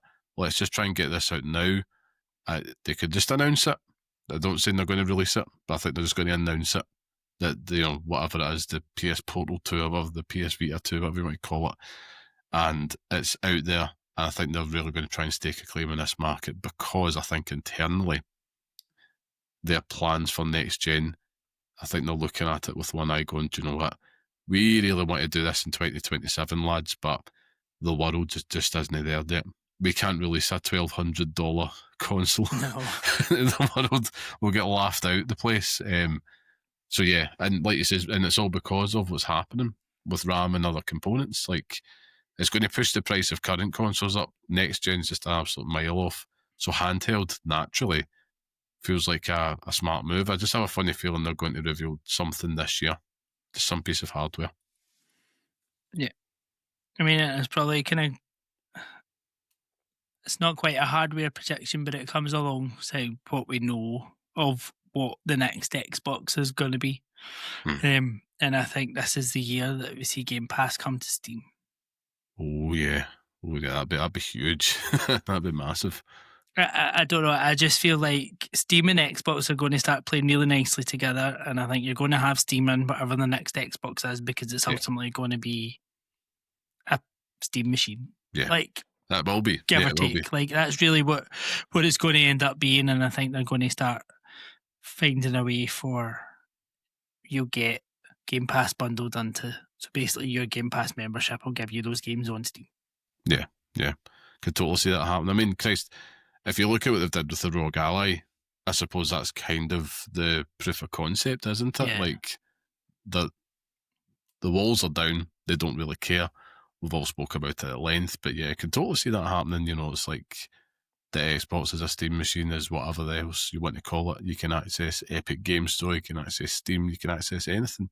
You can allegedly access emulators, you know, all this type of stuff that you can get in the next Xbox, who knows? But they might as well at this point, you know, and once that happens, who knows where they can take it next. I mean, I'm sure there's a team of people in Microsoft now absolutely drooling at the prospect of getting Game Pass on something like a Nintendo Switch or something like that, do you know what I mean? But I don't think Nintendo will be big fans of that, but who knows what comes down the line. But one thing I can say, in terms of a prediction, is it comes back to Grand Theft Auto 6. I think that is going to herald a Christmas boom for gaming naturally. It's going to come out and you're going to see everybody that hasn't touched a PlayStation in 20 years buy one to play it. But the prediction part here is I'm pretty certain that this is going to settle and release at 80 quid. It's not going to quite be the £100 that we all speculate, but I don't think we're getting away with 70 quid or 69.99 for this. I think they're going to come out and say 80. They're going to try and test the water. I don't think they're going to risk the longevity of sales. Even though it's Grand Theft Auto 6 and people will just buy it, I don't think Take-Two, I think they're in the long game here. I think they're going to want to try and beat Grand Theft Auto 5 sales, which is absolutely insane when you think about that as any target. But I think they're going to be thinking, let's just try and hit a sweet spot, make a wee bit of extra profit, but let's not make it 3-figure because it's just not as palatable. I don't know. That's could be wishful thinking again. Who knows? But I think it's going to be 80 quid on release. In 2027. In 2027, yeah, of course, yeah. That's more of the wishful thinking part on my part, you know. Just I believe, Alex. So my next one I had was slightly in the same way as you think the Steam machine is going to not deliver. I think Steam Frame is going to absolutely bomb. Yeah. And I think 2026 is going to be the year that VR dies. Oh, that's a shame. Which is a sad state of affairs, and I'm sorry, Reese, if you're listening, Press Button VR. Like, I know I kind of feel like a left cheese and now I'm just putting the nail in the coffin. But I just feel like we're getting to the stage where it's just everybody's realising it's just not a viable long-term medium for gaming, and it's just not going to go where people thought or wanted it to go, and Meta are going to finally pull the plug and stop throwing lots of money into it, and that's going to be like the final nail in the coffin.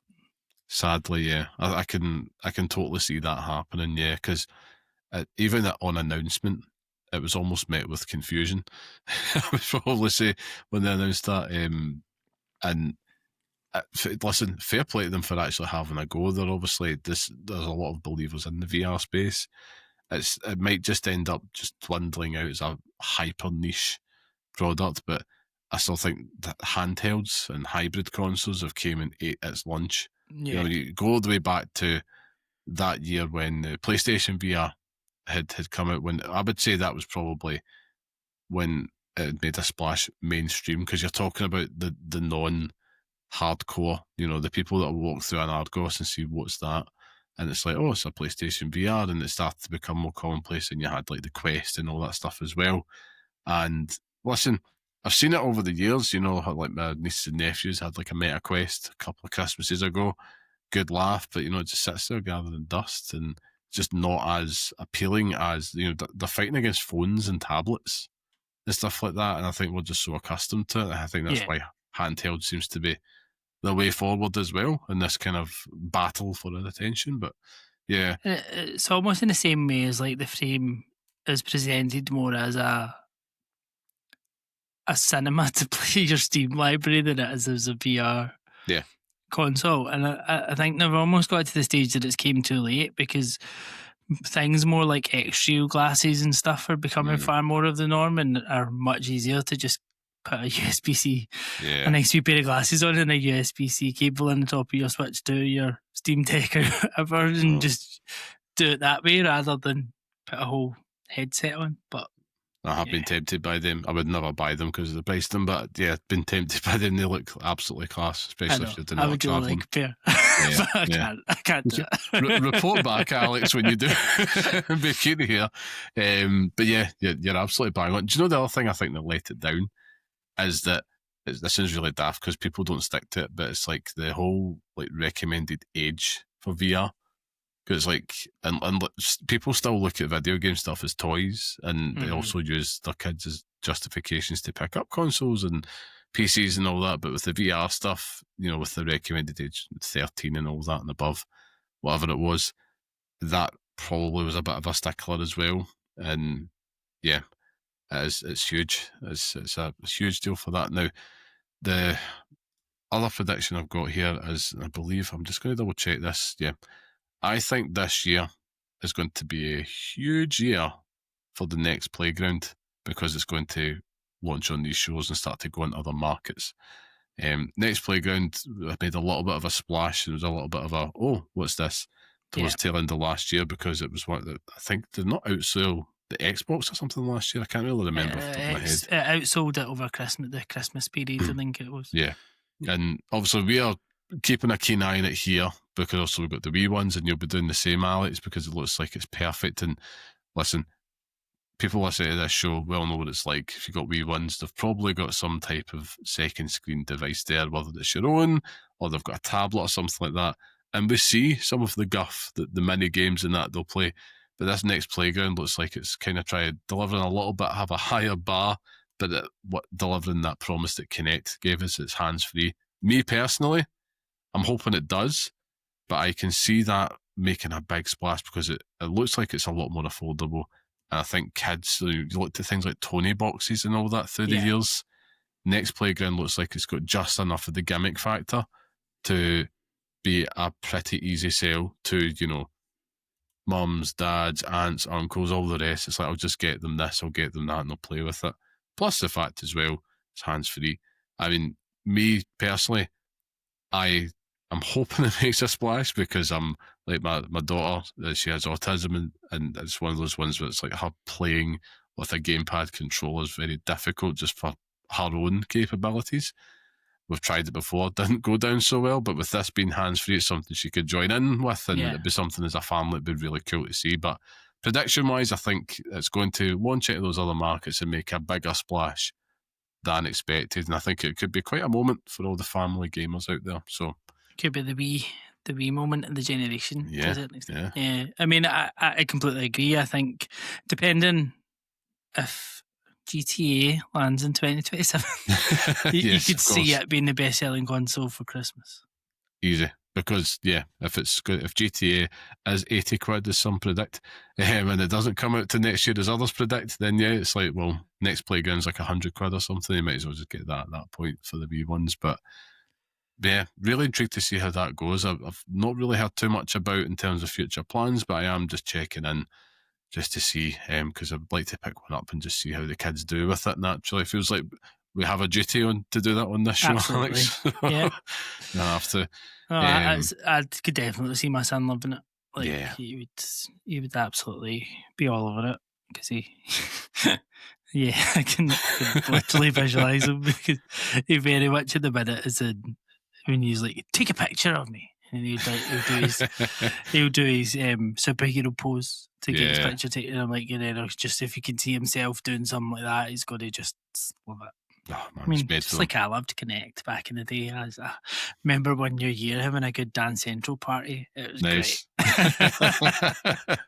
Nice. That's what you like to hear, man. And yet there is a space for it. There is a space for it in Yeah. the living room. There absolutely is. But I think that was, I only had one other small prediction on top of that, Alex. No, I'll do that for a handover to yourself. But it was that I think the Final Fantasy VII Revelations, whatever we call it, trailer, would get that in the summer. Get it at Summer Game Fest. That's really all it is. And yeah, I think that's just one to get Scott excited. Whatever it is, hope he's feeling good. I should have actually said that from the start. Scott's not with us this week just because, you know, he's not feeling too well, so we just need to give him some time off, and we hope he's feeling better soon. But yeah, he'll be back shortly. Don't worry about that. But yeah, Final Fantasy VII Revelations, I can see that coming this summer, man. But that, once again, wishful thinking, who knows? But yeah. Any other ones for yourself? I predict that Scott will get a hair transplant. Oh man, listen, I might be joining them next after as well. It's getting a bit cold out there. I'm turning into a hat guy. I don't know. He does. He suits the dome. Who knows? He might take a wee trip to Turkey. We'll see. I don't know. He sounded like he'd researched it last week. So. Said nothing. Scott, let us know what your secret plans are for this year. He's going to message both of us. Don't out me. Oh man, but yeah, I think like in terms of year ahead, this is the exciting, probably the only exciting thing about January is that you're filled with optimism of what's to come. That's one of the best things about being a gamer is that, you know, it's like, right, we're at the top of the roller coaster again, here we go. And good time to catch up on games, good time to speculate, and good time also to accumulate in some sales. But yeah, it's been pretty cool. But I think we should move on, Alex, to the last segment of the show. I think it's going to be a quick one because we kind of had to spoil it for ourselves beforehand. But it does mean that it is. Well, when you go. We just need to be a bit of clarification. Yeah, that's it. Bit of clarification, but it does mean that it's time for the Pixel Picks Showdown, where each week we pick in a game from our chosen theme and decide which one deserves to live on the Halo Pixel Picks list, which is our definitive list of the best games we recommend and pass on to the next generation of gamers. Now, the last theme that we had on it was Best Snubbed Game of the Year game, with God of War Ragnarok becoming the latest addition to the list. And in this week's Showdown, we're going to be debating what best bullet heaven or hell game we think should feature on the Pixel Picks list. Now, of course, Alex, we're going to invite you to go first as a special guest this week. Before I do get what your pick is, I was reading out there going the best snub game of the year game, God of War Ragnarok, and I remember that you weren't much of a fan of Ragnarok, were you? Oh no, I liked Ragnarok. It was 2018. I didn't like. Right, okay, I got it mixed up. That's fine. I was like, wait a minute. I wonder what he thinks. I thought Ragnarok was much better than 2018. Yeah. No, 2017, 18, whatever year it was, the rubbish one. Hey, no, you're right. It's 2018. I think it was 21 with Ragnarok. But yeah, let's invite you here. Bullet heaven, bullet hell, either or, because we couldn't decide which one, and it can be quite a contentious genre as well. So we're covering all bases. People don't even know what to call. That's half the issue. It's very much changed over the last couple of years. Hopefully for the game that's going to make this list. But because I was obviously doing a little bit of research, and like some games come into my head. I'm like, what class is a bullet heaven game? Well, we started as bullet hell, and then I said, well, I'm just going to do bullet heaven. Yeah. And many people just put the same games on the bullet hell list anyway, and whatever. So it doesn't really matter. So I did go through a few, and I'm thinking, does Resogun count as a bullet hell game? Mm-hmm. I loved Resogun. Such a good game. Yeah. And then you've got things like Enter the Gungeon and all that, and then you get into the Survivors Lights world. But I want it. This one is an honourable mention. It's maybe a little bit of a recommendation to you as you've just entered your PC gaming era. Yes. And this game is still locked on PC and has never come anywhere else. And I think it's an absolute crime. And it's an absolute crime how it uses an apostrophe, but you can go and research that yourself. And that is Mini Shoot Adventure. And it's very much like, it's a little yellow ship, but it's like a Zelda-like, and it's got bullet. It's very much bullet hell in Right. there in terms of like the combat and everything and the battles, and it's a great game. It was one of my favourite games of 2024. And I'd highly recommend it. But there could only be one, although there could have been a bit. I've done like top 10 lists of this genre alone, but there's the one that ended up in the top of that top 10 list that when we did it in the Mimic Sphere has to be Vampire Survivors. Yeah. I mean, I don't think there can be.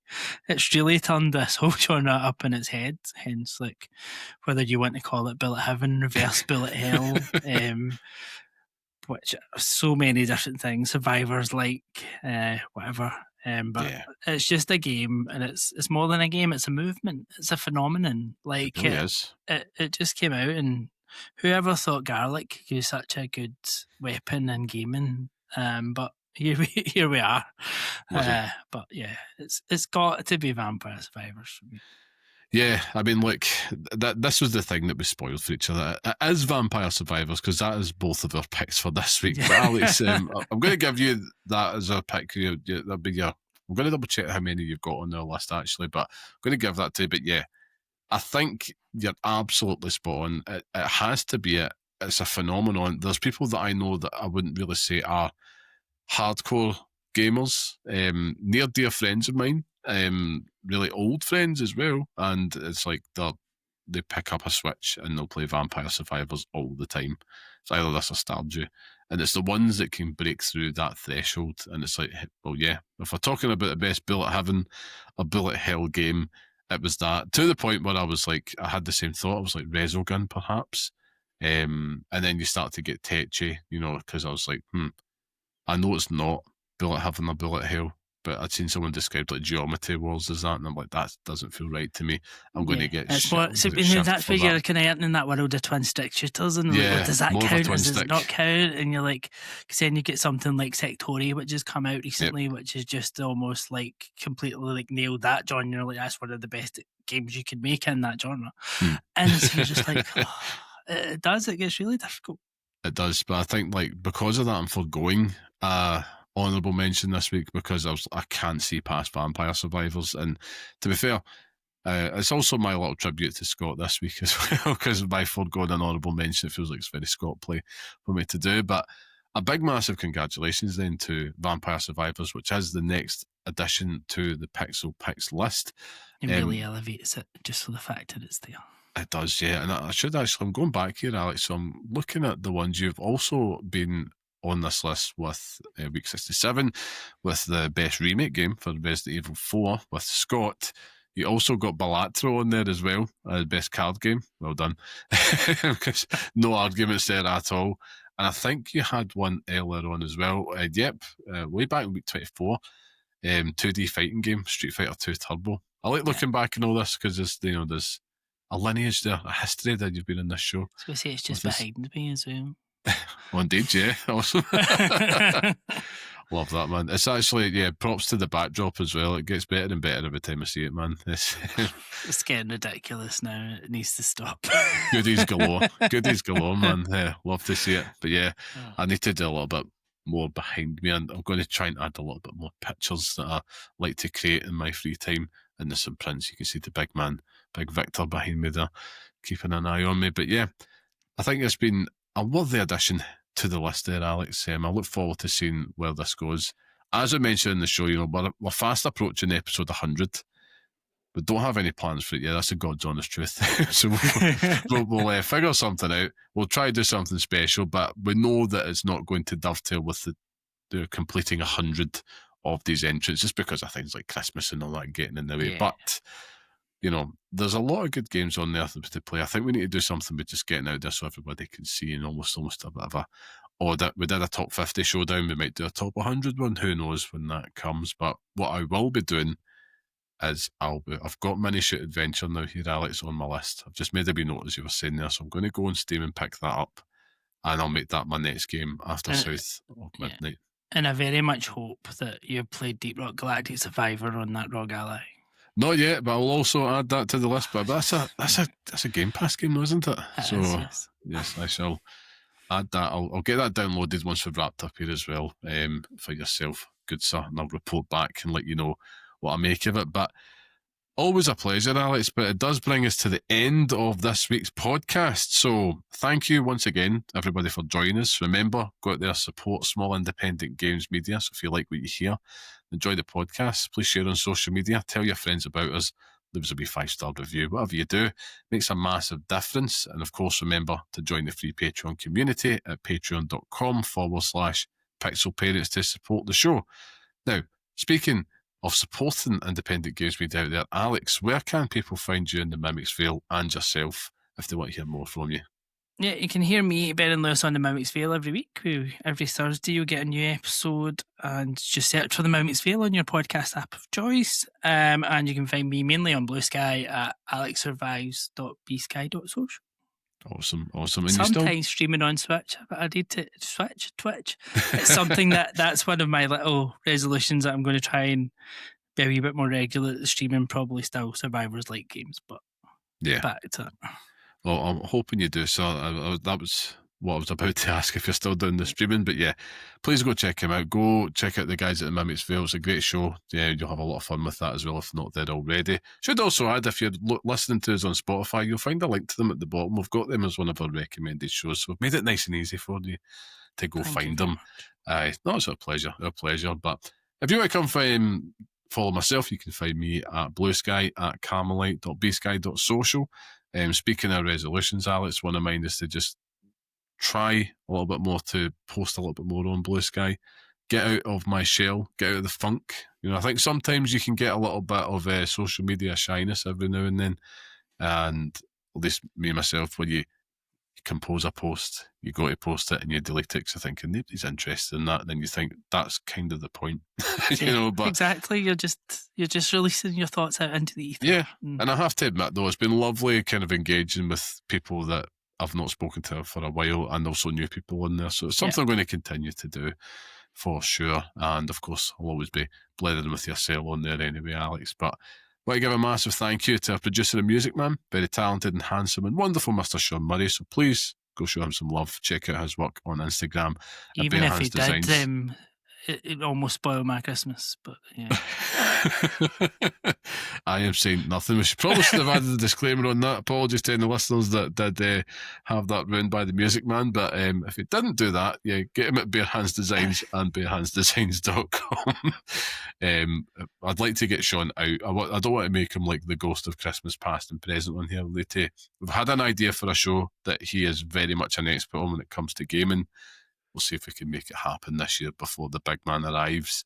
But you can listen to the next episode on all major podcast platforms. You can follow us on Blue Sky at pixelparents.bsky.social. Of course, write to us at pixelparentspodcast@gmail.com. One final ad. Go give Scott some love. Get him at llamaman.bsky.social. Send him your thoughts, prayers, and ask him about Alex's theories on what he's getting cosmetically done this year. You can do it there as well. But wherever you are, like, share, subscribe, and just play some games. But until next time, stay safe, stay sane, and thank you for listening. Oh.